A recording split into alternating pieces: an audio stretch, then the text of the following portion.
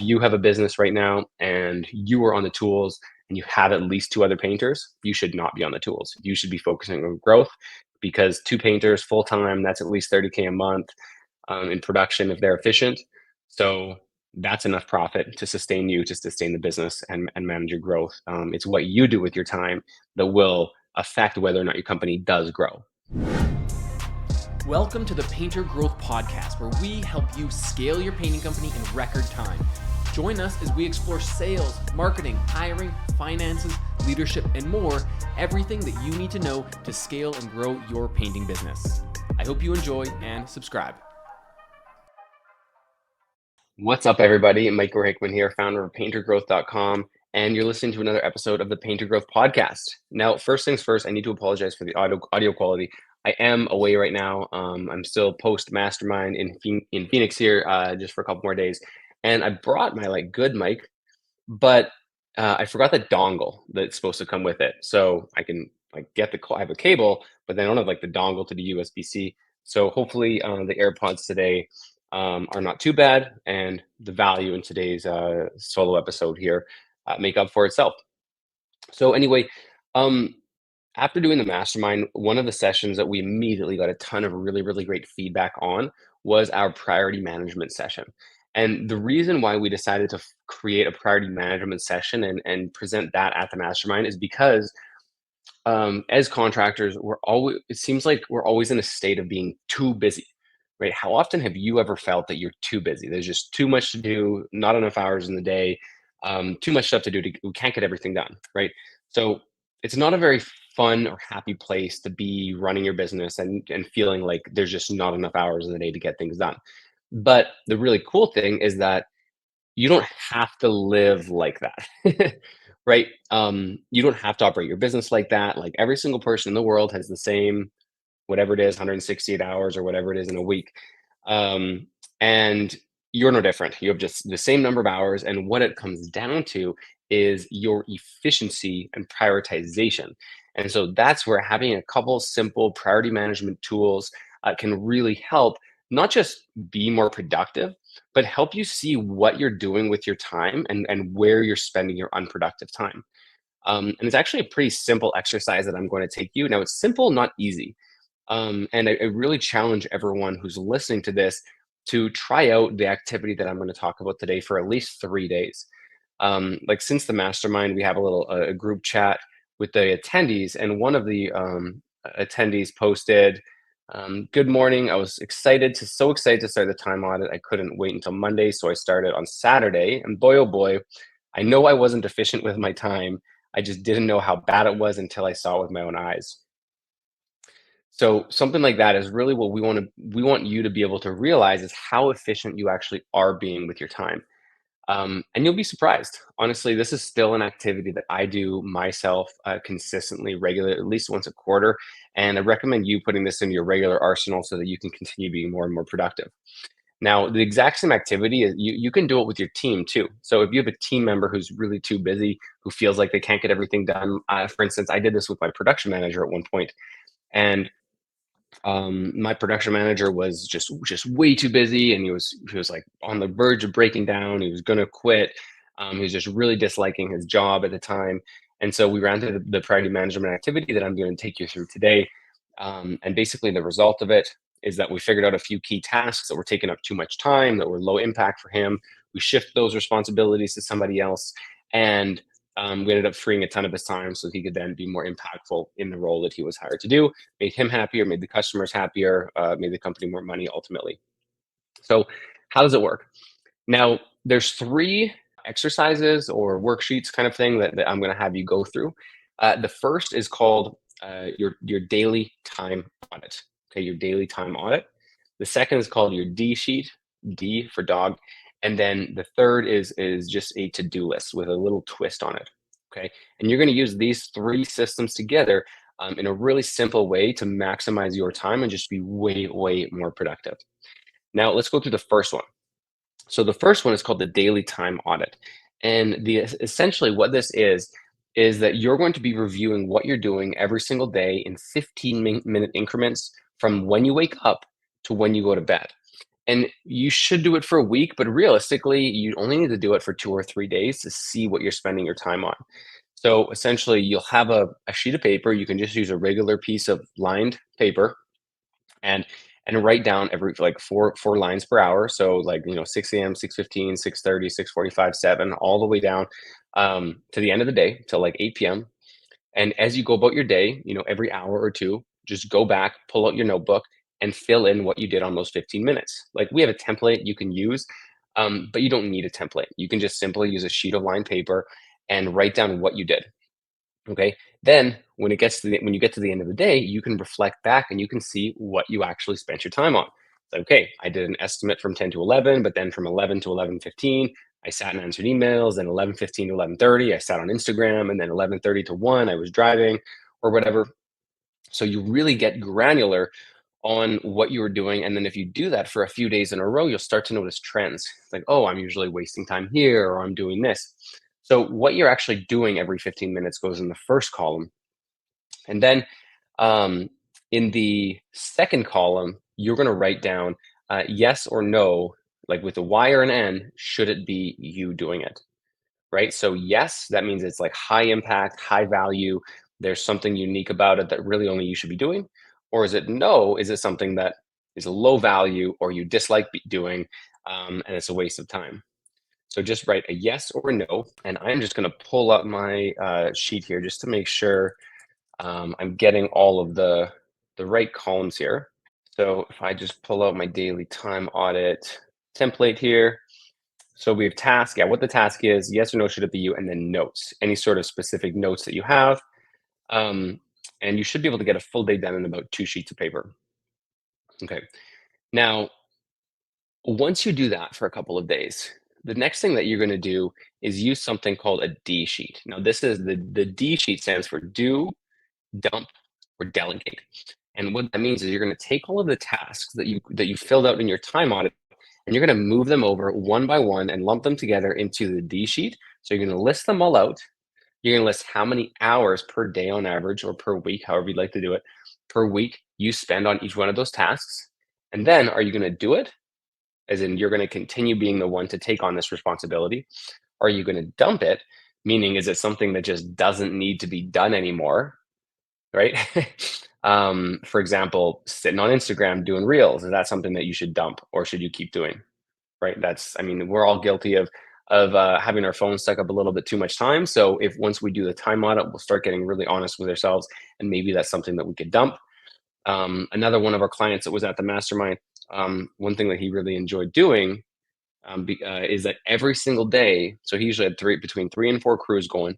Every single day, he would visit every crew at least once. Right, he'd be on each one of his sites at least once every single day. And after looking at his time audit, he was spending 3.5 hours every single day driving just so he could visit each site. And we kind of like dug in. Why do you want to do that? Why do you want to do that? Like, why? I want control. Why? I like to check up on my guys. Why? I like to be there and see the progress. And what it ended up distilling down to is that it was an exercise in ego. He just liked to see the progress. He liked to be the guy, and he liked to, he felt like he was supporting his painters. And what we ended up doing is basically reshuffling his week around. So he was only visiting each site once a week. He ended up saving like 20 or 15 hours a week just in immediately gained productivity. And he wanted to spend more time now scoping out real estate and looking for investment properties, right? Which takes time. And he wanted to, he has his real estate license. So he wanted to be the one like actually going, finding those properties and buying them. But he didn't have enough time to do that before. So just with this one exercise, we reprioritized this. It was low impact. He just liked doing it just because of an ego thing. We restructured his priorities so he's no longer doing that, and he saved about 15 hours per week. So that was a good example of an immediate return on his time investment for doing this activity. Okay, so there's dumping. And then the final, so are you going to keep doing it, dump, or are you going to delegate it? So delegate means, obviously, you guys know what delegate means, but in this context, like, is this something that it can be automated? It can be passed to another team member. For example, back to my story with my production manager, the specific task after we went through it with him, The specific task that he needed to delegate off of his plate was simply picking up paint, right? So our store, our Sherwin store, wouldn't deliver paint at a time. So we were responsible for picking up and driving on our own paint. But it turned out that driving around and picking up paint was was taking up a significant portion of his day, and he didn't like that. Obviously, it was making him less efficient. He wasn't doing his high impact things, which were taking care of the customer, taking care of the painters, moving around big equipment, scheduling homeowners, scheduling pressure washing, things like that. So we found a creative way to redelegate picking up paint to the painters. We paid them for their time, and that increase in wages that they made well more than made up for it by the increase in productivity that my production manager had with this increase in productivity. So that's an example of something that we delegated, and that was a really big thing off his plate. Now, on a day-to-day basis, there are tons of things that you can delegate that you don't need to be doing, right? Think low impact, low urgency, low dollar per hour, something that is easily delegatable to someone who's better at it than you. So, for example, job costing, right? Somebody else should be adding up your receipts and pumping them into your spreadsheet or into your QuickBooks. On that, your bookkeeping should definitely not be done by you. You should be handing that off to your bookkeeper and having them provide you with monthly financial statements. Driving around picking up paint, that doesn't have to be you. Again, depending on your size of your business, are there other people on your team that can be doing it, or are there other systems and processes that you can implement that aren't necessarily your team who can take things off of your plate too? For example, we have clients who use Sherwin's delivery service for every single job, and they just use it. It's a service that they offer, so why not like use it to the nth degree, right? Use it, abuse it. It's there for you. So if you have the ability to use your paint store even more, lean on them as a way to save time. Um, use those resources as much as you can. Right. Other things that you can delegate that you're probably doing right now could be some things that your painters could be doing. Right. A lot of us have painters who are very capable people, very smart, intelligent people, but we don't give them enough rope. We want to retain control because it feels good. It's scary to let go of control. So instead of letting our team members learn and potentially fail, but then become better and then more autonomous as a result, we're just scared of letting them fail to begin with. So we don't let them fail, and then we just hold their hand and never really let them thrive and do the work that they need to do, and that ends up taking all of our time. So can you move some of these things that take a long time back onto your painters? For example, doing the walk around with the homeowner, setting up the job. Like I said, picking up paint, obviously, um, yeah, doing the walkthrough at the beginning of the job, doing daily updates, doing a walk around at the end, doing touch ups, picking up the check, closing down the job, getting a 5-star review, moving equipment to the next job site, doing the job site planning. Like really, if you have a quality crew who's responsible, they should be doing pretty much all of the job site management. Right? There's very little reason for the owner to be on site if you have a competent crew lead and a few painters working for them. So once you do your time audit, you're going to be able to see if there's anything that you're doing like that on the production side that you should be delegating to your team, because that's probably the lowest hanging fruit, right? When it comes to the other administrative things, sales, marketing, estimates, creating campaigns, printing, um, you know, those tasks, as you look at them one by one, some of them you'll certainly be able to delegate to like a marketing team member if you have one. You can probably hire like a $15 or $20 an hour marketing support to help with some of those activities. But like estimates, if you're a smaller company, less than a million per year, estimates are still one of the highest impact activities that you can do. So if you're selling at 35, 40+%, you should be reprioritizing your day so that you can do as many estimates as possible, right? Sacrifice your personal production for estimates, right? That's increasing the value per hour that you're providing the business. As long as you're painting, you're only providing about $50 to $100 per hour of value. But if you're doing estimates, you're doing $500 to $1,000 per hour of value. So sacrifice that production as the owner and focus that time on sales and marketing instead. Honestly, if I were to start up another painting company today, I wouldn't even make painting an option for me. I would spend about 2 to 3 months, or probably 2 months, booking out 4 or 5 months of work, just going hard on estimates and marketing and sales. Book out a ton of work, set the expectations with the homeowners, book a couple $100,000 of work, and then hire some painters, and then be a full-time trainer. So I wouldn't bootstrap it. I wouldn't even be that person who makes painting an option. Just skip right to level two, right to booking out a ton of work and bringing on some crews and leading those crews, because that's a way more efficient use of my time than painting, cranking out a bit of production. And I think it's a better use of your time as well, is doing those higher level sales and marketing tasks instead of production. So if you have a business right now and you are on the tools and you have at least two other painters, you should not be on the tools. You should be focusing on growth, because two painters full time, that's at least 30K a month in production if they're efficient. So that's enough profit to sustain you, to sustain the business and manage your growth. It's what you do with your time that will affect whether or not your company does grow, right? If you're staying on the tools, you're staying doing these small tasks, these things that don't matter, moving around paint, checking on your crews every single day, multiple times a day, painting yourself. Those are things that are not going to move the needle as much as some of these higher impact activities. Now that brings us to the third activity, the third exercise, and that is your to-do list. Now, a to-do list sounds like a simple enough task, but we have a little bit of a twist here.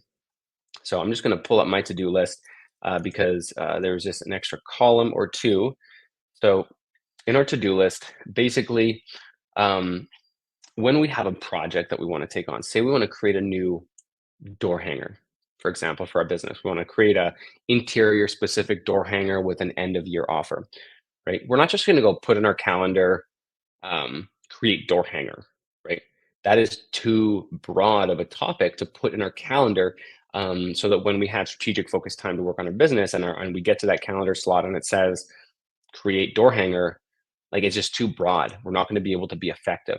So what we do with our to-do list is we start with a topic like that, like create a door hanger, and then we start writing down all of the subtasks in as much minutia as possible so that those subtasks can then be put into the calendar. So in the to-do list, for example, if we had a create door hanger, we're now going to break that down in as much detail as possible. So we're going to be write the text that's going to be on the door hanger, find the before and after pictures that I want on the door hanger, um, put a mock-up of the door hanger create a mock-up of the door hanger on Canva in order to send the designer. Number four, send the mock-up to the designer with specific instructions. Number five, send the completed mock-up to Vistaprint and print out 5,000 of them. Right. So each one of these tasks, it will be like a 30 to 60-minute task, and you can easily put in your calendar, right? So now when you get to the spot in your calendar, it doesn't say create door hanger campaign, but it's going to say upload door hanger template to Vistaprint and purchase 5,000. Because now that's a very specific outcome that you can dedicate 30 to 60 minutes to and just easily get done. So we actually have 5 tasks or 5 columns in our to-do list. So we have task. So what is the task name? Then we have time. How long is it actually going to take? The next is notes and resources. So any kind of notes that we need to remember exactly what this is about. Scale of 1 to 5, how important is it? 1 being not important, 5 being very important. And then yes, no, does this need to be done by me? Okay, so task, time, notes, 1 through 5, and 1 through 5 importance, yes, no, does it have to be done by me? And as you go through, either you go through our painter growth training, or you go through whatever coaching program you're going through, or you're just going through a day and things are popping up, instead of just forgetting them or writing them in your notes app, you're going to write them on your to-do list template, so that you can come back to them later and make sure that they don't get forgotten about. And then, of course, cross them out as they get done. Right? It's really important that you put how much time you expect the task to take, so that when you do your block scheduling, you can easily slot one of those tasks into your calendar. And if it is something that you don't know how long it's going to take, well, or it's going to take more than an hour, then chances are that task can be split up into more and more smaller tasks. For example, if we do one more example here, and we look at recruiting, right? One task could be, or one category could be, hire a painter, right? Objective, hire a new painter. So hiring a new painter can take hours and hours and hours, but instead of that, we need to break that down into more manageable chunks. So hiring a painter is going to get broken down into create the list of responsibilities for my painter, create 3 different compensation structures for the new painter, write a compelling ad for my new painter role. And it's going to be post on 3 platforms, Indeed, Facebook, and LinkedIn, for a new painter, and budget $90 a day for recruiting. Then another task is going to be look through all applicants and select 10 people to interview. And then you're going to have like do interview, do interview, do interview. So these are all tasks that are specific, they're time delineated. We know how long they're going to take. We know what success looks like. We know what the proper outcome looks like. We can easily action those tasks. Okay. So those are the three exercises that I need you guys to start doing if you want to stop being so busy. And the last thing, I kind of alluded to it a little bit earlier, but what that is time blocking. Now, what time blocking is essentially at the start of the week, you want to take your whole week on Google Calendar and you want to block out exact chunks of what you're going to be doing, right? Here's where my estimates are going to be. Here's where I'm painting. Here's where I'm doing crew moves. Here's where I'm doing estimates. Here's where I'm doing administrative. Here's the blocks that I have for project work. Here's where my recruiting is going to go. And once you know that, what your week looks like, you can take the items in your to-do list and slot them into your calendar where you know they're going to fit, right? So by the start of the week, you want to know more or less what your entire week is going to look like. And if you can do those three: time audit, D sheet, to do list, and block scheduling. If you can do those four things, you are going to be one hell of a successful business person. You're going to be organized. You're going to have control of your time. You're going to have control of your business. Your life is going to feel peaceful. You're going to make more money. You're going to be more productive. Your painters are going to be happier. Your team's going to be happier. Your spouse is going to be happier with you. And ultimately, you're going to be happier. You're going to be a more present person. You're going to be more in control. Um, and this isn't something that you're just going to do overnight and be perfect at it, right? It's a muscle. It's going to take time. It's going to take effort. It's going to take dedication, persistence, all of those fun things. But if you don't do this, if you just continue operating in a reactive state the way that you've done so far, and you just keep on doing that, you're going to stay crazy. You're going to stay too busy, and you're not going to get anything done, and things are going to forget. You're going to forget things, and you're going to be just another unreliable contractor. And that is not what we want to be. We want to be reliable. We want to be on time. We want to be in control. We want to take care of our time, because if you take care of your time, the little things in your day are going to take care of themselves. So I compel you, do these activities, and if you can do these activities, I promise you, you are going to be more effective. Now, I'm going to leave you with one thing here. So if you go to paintergrowth.com/systems, you can have all the templates that I talked about here today, plus a couple more about processes and systems. So go to paintergrowth.com/systems. We'll put that link in the chat below as well, or the description, or whatever, or wherever we're doing, YouTube or Spotify or Apple, wherever you're listening to it. We'll put the link in the description. Paintergrowth.com/systems. Download my templates for free. Start using them, and you can thank me later. If you get any value from that, please rate the podcast. I want to get some more ratings. That's going to help us grow, since we don't run any ads to this. And if you got any value from this podcast as well, please just go to Apple or go to Spotify and just give us a thumbs up, or give us a 5-star rating. That's really going to help us grow the base, get this out to more people, more contractors, and help all of us be better. So thank you for listening. I hope this was valuable, guys, and hope you have a great rest of your day. Thanks so much. Thanks for listening to the Painter Growth Podcast. If you want to grow your painting business, go to www.paintergrowth.com or click on the top link in the description. Talk soon.